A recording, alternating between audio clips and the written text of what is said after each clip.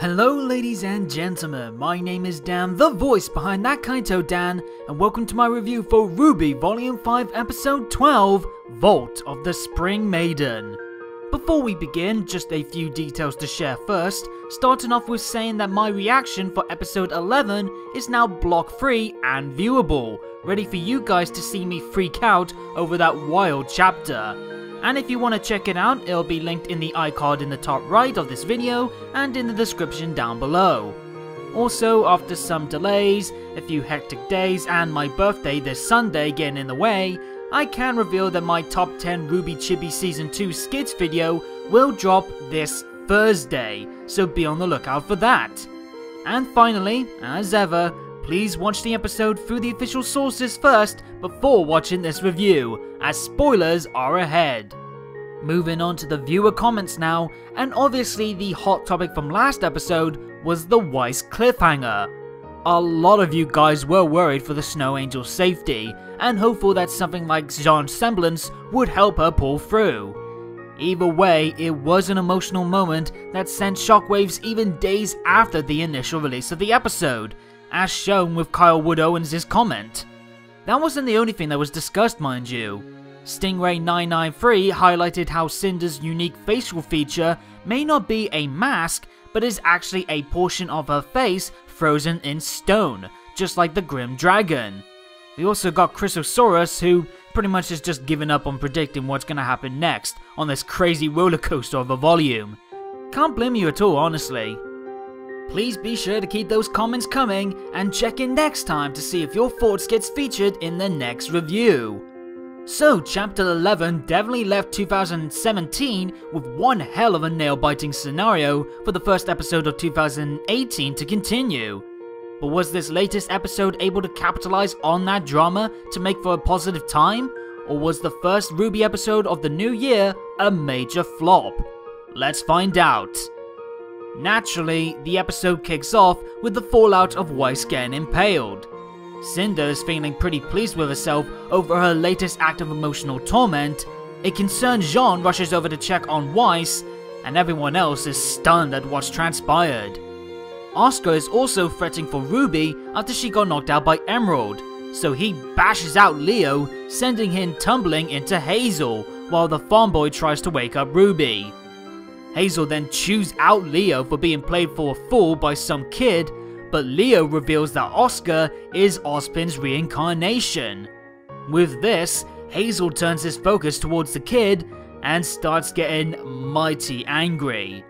Things aren't looking good for the soul-bonded pair once the burly man calls out Ozpin. Ozpin did warn Oscar about this dangerous individual from his past, and it's clear that Hazel does have a personal vendetta with Oz that he wishes to continue now that his identity has been revealed. The big guy then starts tearing up his jacket, clearly looking for a fight, disrobing just enough to free up his arms for what he does next. With the promise of killing Ozpin over and over again, he injects electric dust crystals directly into his arms. I guess this explains those scars that he's got. The dude uses dust crystals to boost up his body into an even bigger supercharged beast. Our first taste of someone using dust with their body since it was first mentioned way back in the Dust World Remnant episode during Volume 2. Now Hazel is hulked up and raging, his target telling Oscar that he should run away rather than fight. Ozpin being here is a shock to Cinder as well, who's unsure of what to do now that her mistress's enemy is here. Yes, she came out of their last clash the victor, but she can't tell if Ozpin being here is a wrench in their plans, depending on his current power. Because of that, Cinder regains her focus on her main goal, and orders Leo to open up the secret room leading towards the vault. Better off grabbing the relic now and getting away before Ozpin has any chance of stopping them, and then she can update Salem on the situation and they can adapt their plans accordingly. And it turns out that well-designed statue in the room does indeed serve a purpose, as it is the lift that takes them down to the vault thanks to Leo's pocket watch. That's pretty cool. But this isn't good. The enemy is getting close to the relic, and Yang is the only one currently free who could stop them. Though in comes Emerald and Mercury, complete with a ton of Mercury clones via Emerald's hallucinations to halt her attempts. Though we don't see any of these large amount of clones being used at all, save for single copies. Bit of a cock tease that. Would have been awesome to see Yang try and survive a multi-merc melee, but oh well. With Jean and Ren busy trying to save Weiss and Nora watching over RWBY, these lot can't stop Cinder, Raven and Vanal from heading down to the vault, while Oscar is trying to dodge Hazel's attacks and reject Ozpin's orders to switch control with him, even after he gets decked really hard right into a nearby banister. The brave youngster is still willing himself forward, wanting to fight and make a difference if he is able to, instead of sitting on the sidelines watching others risk their lives. But the thing is, Ozpin clearly feels that he is outmatched against the massive bruiser, especially when Hazel is too much for even Crow to handle with ease, and he's an accomplished huntsman. Plus, this is his issue to deal with, not Oscar's. This of course begs the question, what is Hazel's beef with Ozpin in the first place? What would make this man of very few words and a particular stance when it comes to needless fighting and death actively choose to fight and wish death on someone else, even if it means killing Oscar just to get to Ozpin? Ozpin thankfully does give some clarity to the situation. Apparently, Hazel had a little sister named Gretchen, who went to Beacon to become a huntress despite her brother's wishes. However, she sadly died in a training mission, and as a result, Hazel blames Ozpin for her death. First off, that actually reveals the fairy tale inspiration for Hazel, as the names Hazel and Gretchen are obviously inspired by Hansel and Gretel, the siblings from the fable of the same name, so that's neat to finally hear. Beyond that, Hazel having such a personal reason related to Oz gives some insight as to why Hazel won't willingly fight anyone else unless his opponent gives him no choice, because he would rather fight Ozpin and only him. Any other fight and any other death as a result is meaningless to him compared to finally getting payback on the man that he blames his sister's death on. Now, I've heard some folks say that this is a pretty weak reasoning for Hazel to be on Salem's side against Ozpin, but I kinda like it. The way I see it, it helps Hazel stand out against the likes of Tyrion or Cinder, who work with Salem either out of loyalty or the desire for power. Ozpin is really only their enemy because he is Salem's. But Hazel so far is the only other member of the inner circle who would relish Ozpin's death on a personal note, and not because of anything truly evil. He's just a vengeful man that Salem likely sweet-talked into joining her cause with the promise of Ozpin's defeat. Now, this is only going off Ozpin's side of the story. We haven't heard all the details, and we've yet to hear Hazel's side of what happened.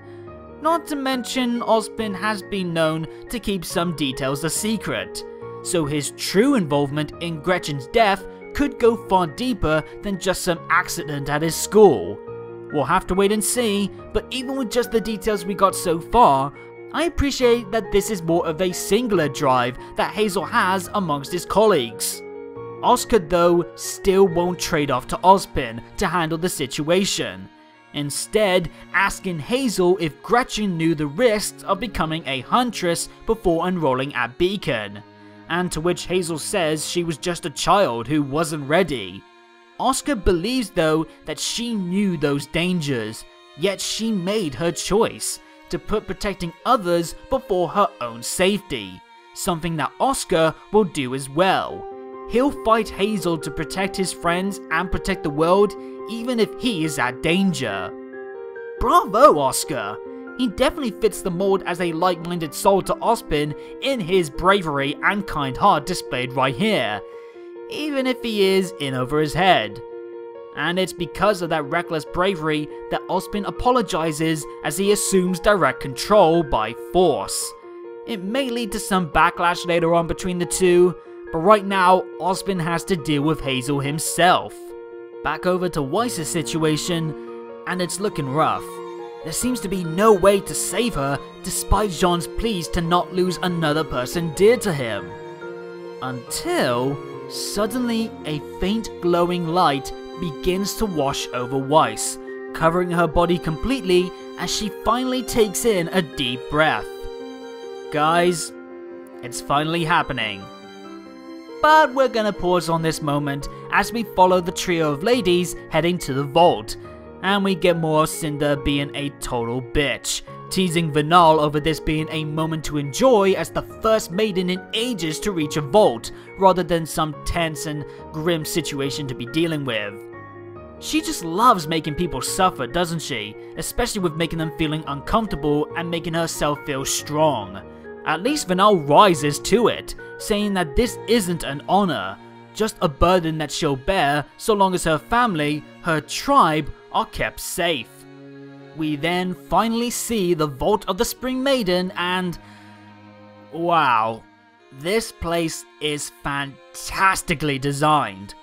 The sight of a glowing tree in the middle of this pitch black underground cave is simply perfect for a vault design, and props to the team behind this concept. It's both pleasant yet mysterious, a welcoming sight containing an otherworldly gift, and at the same time, it's a mysterious treasure hiding away from the world. There's a power in here that could be used to ruin the world, yet it's protected by something so beautiful. This is a perfect representation of what these relics are capable of, and I admire the effort put into this fantastic setting to make it something truly special. Easily one of my favorite designed areas in the show so far. At the same time, Cinder does drop an interesting nugget of information, saying this vault is grander than the one in Beacon, wondering as well what the extra effort was for. So that confirms that Cinder has been to the Beacon Vault, but we still don't know if the relic was there. Ozpin's cryptic mention of making gaining the relic a bit more challenging than the others didn't outright say if the relic in Beacon was actually kept in the vault, or kept somewhere else instead. Personally, I think he did hide it somewhere else, with my bold guess being the wizard's old wooden home from the Maiden story. But it's something to keep a note on at least. While these three prepare to unlock the vault, and Raven notably puts on her helmet, we're back up top with Ozpin taking on Hazel, and Crow keeping Leo busy in the meantime. And this fight is quite exciting and very well animated. It's fast paced, hard hitting, and it all flows very nicely. Even when Hazel is this Broly-esque titan of a man, bashing out banisters and sending out shockwaves with his slams, he's still quite quick on his feet, so thankfully the pace of the fight doesn't suffer because of his size. But that's nothing compared to Ozpin's agility. Compared to the last time we saw him fighting where he was in his older form, now he is in a much more nimble and athletic body, meaning we got a combination of Ozpin's insane rapid attacks and some slick mobility, as he makes the most of his size and the surroundings to get in some attacks without getting squashed. This is a good marker point for the kind of fighter that Oscar can be once he attunes himself to the Headmaster's moveset and gains some more experience. And I cannot wait to see Oscar potentially reach this level himself, especially if it leads to more awesome bouts like this. Yet even after pulling out the classic Fury Strike poking attack and chopping the big guy down to his knees, Hazel is still putting up a fight, with our attention only drawn away so we can finally witness Jean using his semblance, which does indeed to be some form of healing power. Once RWBY comes over to get the latest, we can see that the power in better detail is actually coming out as a wave effect from the knight's hands. He truly has become a paladin, a holy knight capable of producing a healing light to aid his allies, seemingly from his large pool of aura. It doesn't look too OP as well, since it requires Jean to focus his attention solely on this and nothing else, so he can't heal and fight at the same time, at least for now. Plus, I'm sure there's gonna be some limit to how much aura he can transfer and the kind of wounds that he can heal without it being harmful to himself. There's something also very tragically ironic that Jean has a healing semblance that makes this power a bit of a painful element to his character in hindsight, since, of course, he would have wanted to save Pyrrha if he could, and maybe we'll see that addressed down the line once he tries to explore its capabilities. As highly speculated as this was, I'm glad we finally got it revealed, as not only does it mean that Weiss should be okay, but it also should lead into a key factor of the next stage in Jean's development. It's a fitting power for the selfless, kind-hearted knight, and I hope it leads to some interesting new direction in his personal story, now that he doesn't have to risk his life to save others. Instead, he's found a new way to protect them, which could help the boy's suffering ease up once he finds some rekindled will to appreciate his life once again. But there's still some trouble going on with Yang, who's getting ganged up by Mercury's kicks and hallucinations from Emerald, and as well Crow getting decked out so hard by Hazel that you can actually see the electricity light up Crow's skeleton. And it's clear that these guys need backup quick. So, Ren will aid Crow and Ozpin, while Nora will make sure that nothing disrupts the healing. Personally, I would say get the electricity absorbing Nora to take on Hazel, but we'll see where this goes. I do, however, like that RWBY puts her faith in her second squad after all they've been through. Even with two of her old teammates coming back, she still considers Team Ranger her team as well, so this is a cute little moment after their time together so far. RWBY then launches herself to aid her sis, complete with her iconic pose from the Red trailer.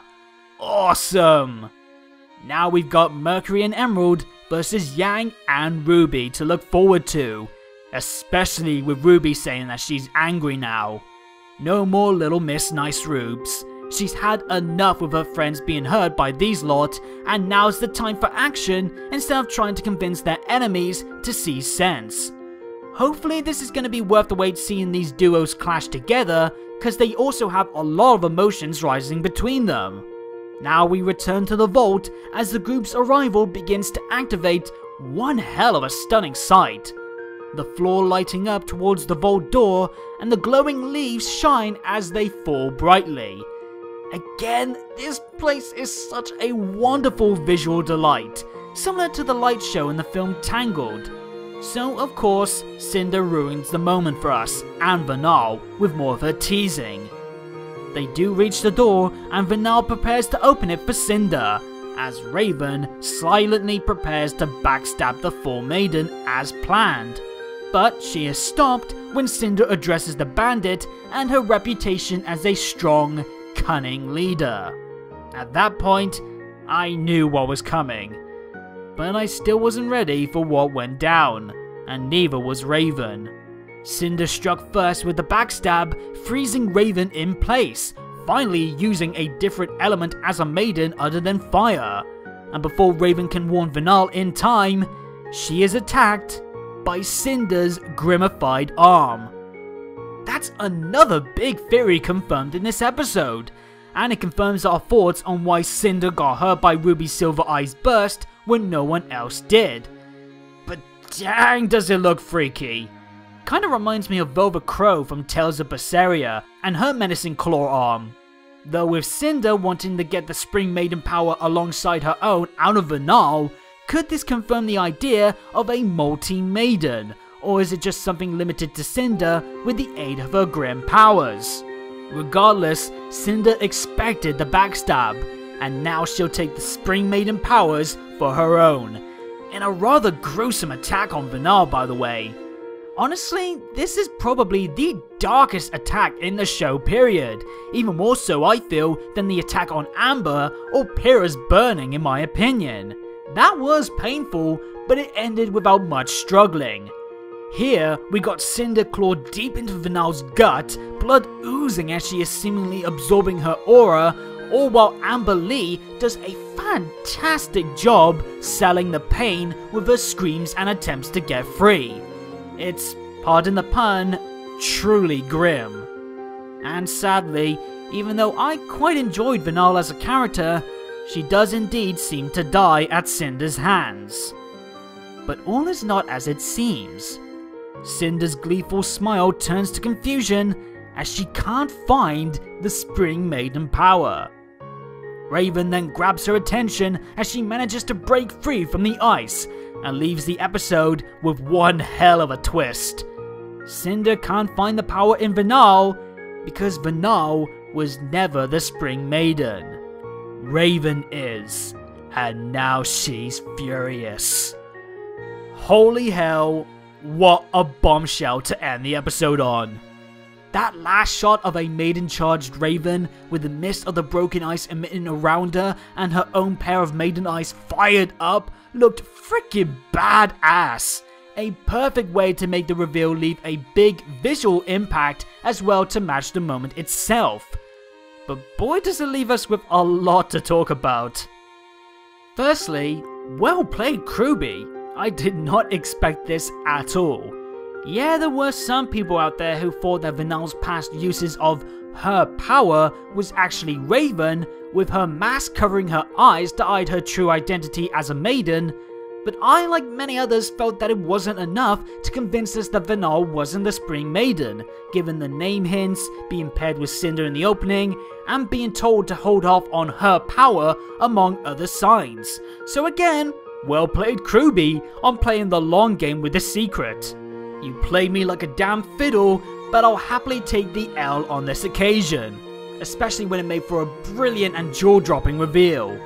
This does bring up a lot of questions though along with it, and I reckon we won't actually get answers on them until the volume finale if Raven makes it out alive, or sometime in volume 6 once things calm down. But let's go over a few key topics, starting with the now deceased Vinal. Vinal definitely can't be the girl that left Haven now with this reveal, since she would need to die and have Raven be her last fort for the bandit leader to get the power. The only way she could have got that power outside of Grim Bugs or Ironwood's aura technology, which I doubt Raven had stowed away in her tent. Vinal, it seems, was just a bandit recruit that Raven trusted to assume the role of decoy should anyone seeking Raven's new power come along to claim it. Now I wonder if Raven's previous comment on Cinder potentially picking her last name to be Full to fit her future role as Full Maiden was perhaps a subtle clue by the RWBY to Raven doing the same with Vinal, as another way to sell the ruse. Again, props to the RWBY if this is true. I guess Leo then didn't bring up Vinal not being the Spring Maiden that left because he must have thought that the power had passed on to this new person during the last decade. And either way, the Spring Maiden was still on Salem's side as planned, so it didn't really matter who had it. The biggest questions though are, what happened to the Spring Maiden that ran away from Haven, and how did Raven get the powers? One note that isn't really anything too big but is still worth noting is that Raven would have to have come across Spring early on during her running away to allow Raven to gain the powers and fit the ruling of it going to a young woman during the transfer, as by this point she would have already had Yang and left to lead her tribe, so she would probably be in her 20s or at least early 30s if we're stretching the definition. As for those two questions, they can probably be answered together depending on 3 possible outcomes that I can think of. 1. Raven took in Spring as a new member of her tribe, but she died shortly afterwards and thought of Raven to complete the transfer. 2. Raven found Spring as she was about to die, perhaps due to the dangers outside of the kingdom, and the bandit stayed with her as she passed on, becoming her last fort. And 3. Raven finds Spring during possibly some sort of attack on a camp or a town that Spring was at, and she kills Spring, being her last fort as her killer. It's kinda hard to tell honestly because there's barely any clues, but these are at least the most likely outcomes until further notice. Obviously, this also immediately ignited discussion on the potential of Yang becoming the next Spring Maiden in the future, should Raven die. Despite their sour relationship, there have been small glimpses of Raven still thinking and caring about Yang, so if she does die at some point, her last thought could very well be of her daughter, and thus the transfer begins. Honestly, I do expect that to happen at some point, but hopefully not until we get some answers to the previous questions. Still, it does feel like it's a logical dramatic moment in the two's connected story arc that will come to pass. Will this excuse some of her negative reactions towards Yang when this happens? Not really, at least not completely. Even if she did still think of Yang and was honest in wanting her daughter to join her side, Raven was still very harshly cold in her interactions, and did still leave her family without any reasoning left behind. But it at least could be a small act of redemption for Raven, one last protective act as a mother for her child, though that's just speculation at this point. And speaking of speculation, what do I think will happen in this fight between Spring and Fall Maidens? First, I hope it's a fight unlike any other, since we've got two Maiden-powered women going full charge at each other. Secondly, I bet you guys feel glad now that they did save these two clashing for now instead of back at the Bandit HQ. Thirdly, I think it'll be some sort of draw. Cinder I feel won't die just yet. Salem still needs her pupil until she herself finally gets in on the action, and I much rather would see Cinder defeated by either Jean or RWBY given their personal drives against the Vixen. At the same time, I want Raven to survive so she can give us those answers and continue her role as a third entity in this grand conflict. I can see both taking some heavy hits that may force the other to retreat, but the biggest decider on who will technically win will be who claims the relic, which I think will be Cinder. The bad guys have yet to actually gain a relic, since Beacon's one is still seemingly safe thanks to Ozpin's extra efforts, so Cinder gaining it will at least allow her side to come out with some sense of victory, even if the White Fang is stopped from destroying Haven and the Spring Maiden power is still Raven's. An issue that I don't really think would bother Salem, since she would still have the relic of choice in her claim. But in regards to my overall feelings of the episode, I loved it a ton. The action was exciting, the tension was dripping throughout, and the reveals were stellar with one majorly worthwhile final twist. It was a grand revelation with enough suspense and surprise to it to leave me giddy for what's to come next, while also being a sweet bit of satisfaction seeing Cinder getting one-upped after all her confident bragging and condescending remarks. Hazel's reasoning and Jean's semblance also made for good impacts for their characters too, with the potential in Jean's next development making this worth the wait in my book. The newly crowned Paladin had a very good episode because of this reveal, alongside RWBY, who looks far more determined than before, the trio in the vault, as I've gone over already, and Hazel, whose monstrous new layer to him is another intriguing element to his character. Oscar also continues to be a shining bright spark in the volume in general, with a steady growth into a braver soul. But there's still clear glimpses into parts of the lad where there's room for improvement, both as a fighter and as a person altogether. We also had some top quality fighting animation with Ozpin's rumble against the Hulk Hazel, which added to Oscar's focus of showcasing the differences in the farm boy's rough around the edges attacks compared to Ozpin's more effective and focused fighting style. So on top of this fight being a nervy, emotion-packed game of cat and mouse, it'll serve as a benchmark for the kind of fighter that we can hopefully see the young lad become one day, proving to be an effective scene beyond just being a visually pleasing bout. And speaking of visually pleasing, I'll say it again that the vault was spectacularly designed. The presentation is spot on for the elegant yet unnatural location, backed as well by some chilling yet soothing music to create that breathtaking atmosphere required for the situation, building up for the occasion of a booming and terror-filled piece as the drama amped up towards the end. Some of the best musical accompaniment in the volume hands down in my opinion. That's not to say that this episode was perfect, as there were still a few bruises here or there. Stuff like Jean's running animation and RWBY lifting up his hands while still saying to keep healing felt a little bit odd, and I did feel disappointed that the Merc clones and Crow bringing out his Scythe form went nowhere despite the teasing, but these still were small issues that didn't really ruin the overall experience. The acting in this episode was another highlight, with the trio of Jessica, Anna, and Amber all sounding superb. As did Aaron, who once again brought a right air of nervous yet bold air to Oscar's scenes. He really did a fantastic job in making it clear that the kid has grown so much since his debut, but he's still trying to be bigger than he actually is right now. I also really enjoyed William Orendorff's performance. The guy behind Hazel and the Grim Beasties was finally given a lot more emotional material to work with for once. Though I'll admit that the warped effect given to his voice did take some getting used to at first. I think the guy's bellowing tone could have sold Hazel's fury enough as it is, but I got used to it in the end.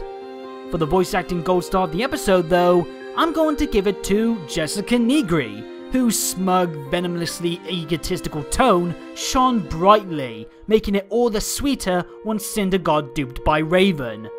Jessica's performance helped the enjoyment factor of that twist feel that much better because of how effective she made me truly hate her sassy, confident attitude leading up towards it, so she definitely deserves some high praise. So in the end, our first RWBY episode of 2018 was terrific, at least for me. Several key moments for characters' personal tales, some high-octane fighting. This all proved to be a great combination in the volume's closing chapter, culminating in one of the best surprises in the show's history. I pray that the questions brought up do get the necessary amount of attention and fulfilling detail in the future, but then that is for the future. As for now, and for the volume's second shortest episode, this chapter didn't feel lacking, with plenty to enjoy from start to finish. With 2 more episodes to go, this is looking like a hell of a wrap-up, and fingers crossed that the volume can match or even surpass this high once it comes to the finish line. But these are of course, as always, just my thoughts and opinions. Now it's time to remind you to share yours. How do you feel about the action and surprises? Are you happy with the way Jean's semblance and Hazel's reasoning turned out? And what's your thoughts on that final twist? And are you hyped for some Maiden vs Maiden combat? Let me know in the comments down below, and while you're at it, hit the subscribe and bell buttons to make sure you get every new video from me as they drop. And follow me on Twitter at ThatKaitoDan for more on all things RWBY, updates on future content, and more. Until next time though, have a good day or good night, and peace out.